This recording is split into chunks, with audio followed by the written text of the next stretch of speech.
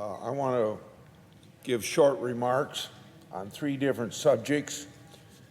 Probably for people wanting to speak, it'll take me about 10 or 12 minutes. Thanks to Operation Warp Speed, effective vaccines are available on demand to anyone who wants to take the shot. That means individuals and businesses are beginning to return to a degree of normalcy. We've all been waiting for it. However, as I've made my annual tour through Iowa's 99 counties, I've heard from business after business that they're desperate for workers, but job applicants are scarce, that those that do apply often don't show up for interviews. Nationally, the economy added over 700,000 fewer jobs than were expected last month. This is very concerning, as a vibrant labor market is vital to a strong economy. I get that some individuals, even after being vaccinated, may be leery of returning to the job market after a year of staying home to be safe. But the vaccines have been shown to virtually eliminate the chance of serious illness. Hopefully, the recent CDC guidelines that reinforce this by easing mask guidelines will reassure individuals that it's safe to return to work.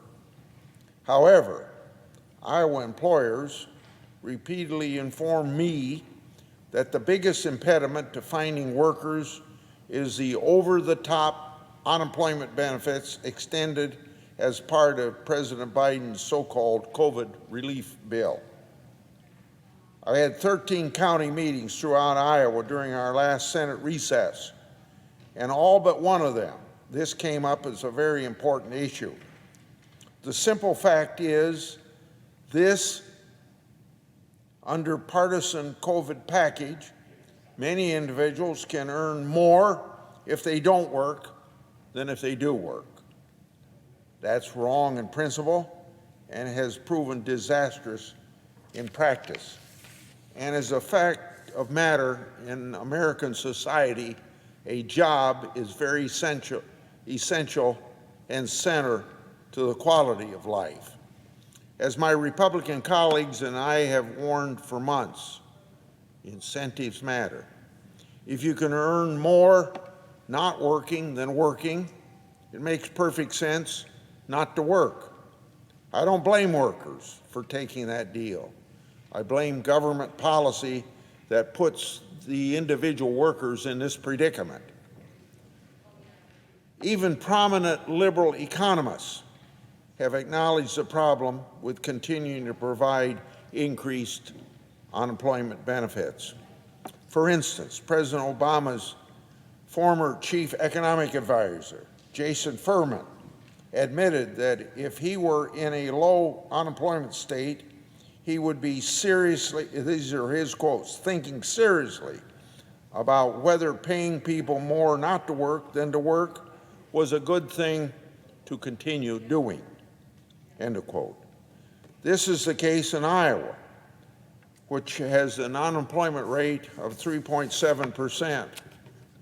That's low even in normal times, but it should be even lower as Iowa has more job openings than unemployed people. I stand firmly behind Governor Reynolds, who recently announced Iowa would end its participation in the counterproductive enhanced unemployment benefit program, and that ending will be effective June the 12th. President Biden talks about the government creating jobs by spending trillions of borrowed dollars, all while spending more borrowed money to pay people not to work. Now, that fails the common sense test. In Iowa, the private sector is already creating more jobs than we can fill. The economy is poised to take off if the government just gets out of the way. Politicians should live by the same principle as doctors. First, do no harm. We shouldn't continue pandemic-era policies longer than they're necessary, and that will only slow our economic recovery. Just as the CDC updated its guidance based upon the new reality about masks and about the vaccine, it's time for Congress to conform its policies to the conditions on the ground. On another subject, yesterday I participated on a call with Canadian counterparts that serve in Canada's Parliament. And just for a little background on these meetings, until the pandemic or until people got so busy they couldn't travel back and forth between the two countries, over a period of more than a half a century, there's been meetings of Canadian parliamentarians and members of the American Congress on an annual basis. One time, the United States congressman would go to someplace in Canada. The next year, the Canadian parliamentarians would come down here. In the recent 5 to 10 years, this has been done more, like yesterday, by Zoom or by a few people from Canada coming down here more often than we went up there. But over a period of my years in the United States Senate, I presume I participated in at least 15 of those meetings where we traveled back and forth. And I found them very helpful in talking about problems between the two countries. The problem is, it's almost laughable that we have very many problems between Canada and the United States. So we'd end up talking about 2 or 3 issues, but they were problems that had to be worked out. So we had this meeting yesterday by Zoom, as I just said. We discussed issues of concern that impact both legislative bodies in our respective countries. Canada and the United States share the same values and are closely tied to each other culturally and economically. Canada is our closest ally. We need to effectively work with Canada and Canadians on issues that impact both countries. On his first day in office, President Biden made a hasty decision to shut down the construction of the Keystone XL pipeline, a decision that cost the United States and Canada over 10,000 jobs. This decision by President Biden sent a clear signal to other democratic countries across the globe. That message is, it doesn't matter if it will cost your state jobs and raise gas prices or irritate an ally. You'd be better to listen to ideologues in your party who say something like this: pipelines that transport oil are bad. But while the Keystone XL pipeline is better known, the Canadians at our meeting yesterday were worried about the current pipeline in use that goes by the name of the Enbridge Line 5. The pipeline, which has been in use since 1953, delivers the bulk of Canadian crude exports to the United States and also supplies fuel to Ontario and Quebec. In June of 2019, the state of Michigan filed a lawsuit to compel the decommissioning of the segment of Line 5 that runs under Lake Michigan. The basis of the suit is that the pipeline is a public nuisance that could become a source of pollution if it leaks. This month, the Canadian government filed a request to stop the state of Michigan from shutting down the pipeline. Now, shutting down the pipeline would have an immediate effect on crude oil supplies for refineries, and as a result, increase the price of gas for Americans. We saw it over the past 7 or 8 days, how the Colonial Pipeline being shut down. It's increased the price of gas if you can buy the gas. So we ought to be thinking about these problems. For the sake of North American energy independence and for American jobs and to mend relations with our closest allies, I'm asking the governor of Michigan to reconsider this lawsuit. And for that matter, President Biden ought to step in, and the entire Democratic Party ought to reconsider their stance on the use of pipelines. Take a cue from the former governor of Michigan, now Energy Secretary Granholm, who said, quote unquote, pipelines are the best way to move oil, end of quote. Now my last comment, which will be very short, deals with the subject of the Inspector General's Act of 1978.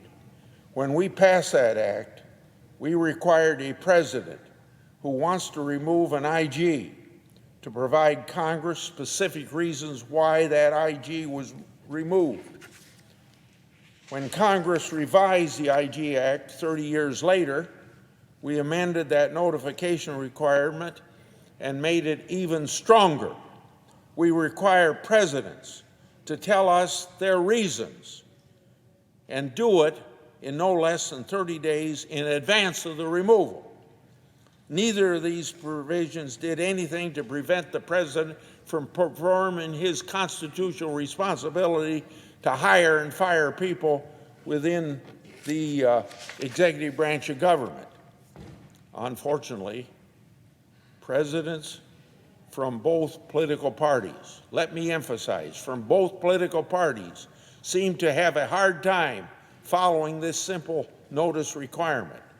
When President Obama fired I.G. Walpin of the Corporation of National and Community Service early in his term, he sent a vaguely worded letter saying only that he had, quote unquote, lost confidence in Mr. Walpin.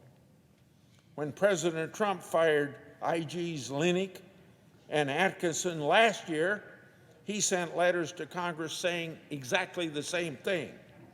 As I explained to both presidents when they sent those letters, merely telling Congress that you have lost confidence in an IG isn't enough explanation. The loss of confidence occurs only after something happens. When announcing their decision to remove an IG in office, presidents need to tell us what that something is. They need to explain why they've lost confidence.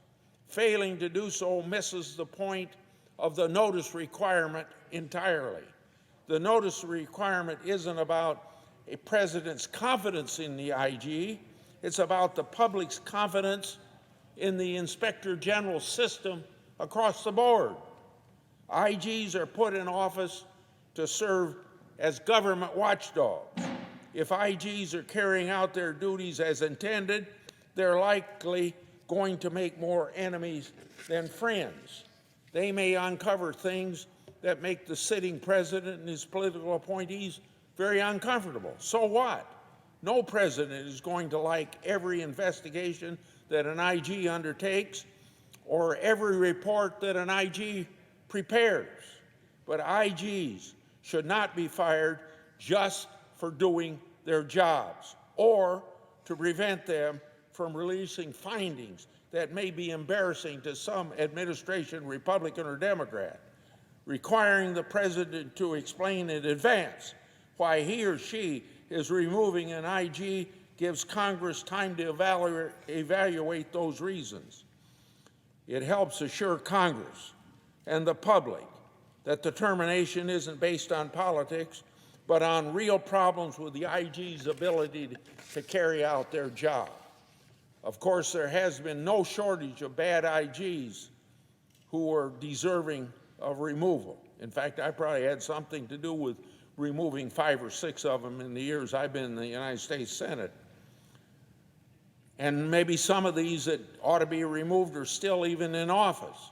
Recently, I called on this President Biden, to remove the Federal Housing Finance Agency IG due to an independent report by the Council of Inspector Generals on Integrity and Efficiency that verified long-standing claims to my office that she abused her authority. Whistleblowers originally came to my office in 2015 with concerning reports that the IG was personally and publicly demeaning their employees. She referred to them with demeaning names such as Weasel. The IG also allowed her deputy to threaten employees who blew the whistle to my office. That was over 5 years ago. And can you believe it? The abuse is still happening today. Based on my investigations and CG's findings, I firmly believe the IG needs to go. But I don't get to make that decision. Only the president can make that decision. He gets to decide when to exercise his constitutional authority. He has a right to do so and will ultimately be accountable to the people for a decision that he makes. All he has to do, all that is required for him to do under this law, is to give Congress proper notice. That's how things should work. That's how things were designed to work. But unfortunately, that's not what's been happening. It's clear to me that we have to be even clearer than when we say we want reasons, we actually mean it. When making the decision to remove an IG, presidents must send substantive, specific reasons to Congress in advance, explaining the actions that they're taking and why they're taking those actions. That's why I introduced S-587, the Securing Inspector General Independence Act. In addition to making the notice requirement even more clear, my bill would limit who can be an IG as an acting capacity and require CG to provide guidance for annual whistleblower training for all IG employees. My co-sponsors and I have an interest in keeping our IG system strong and neutral, and that's what this bill does. I encourage all of my colleagues to support it and ask that the Homeland Security Committee give it full consideration.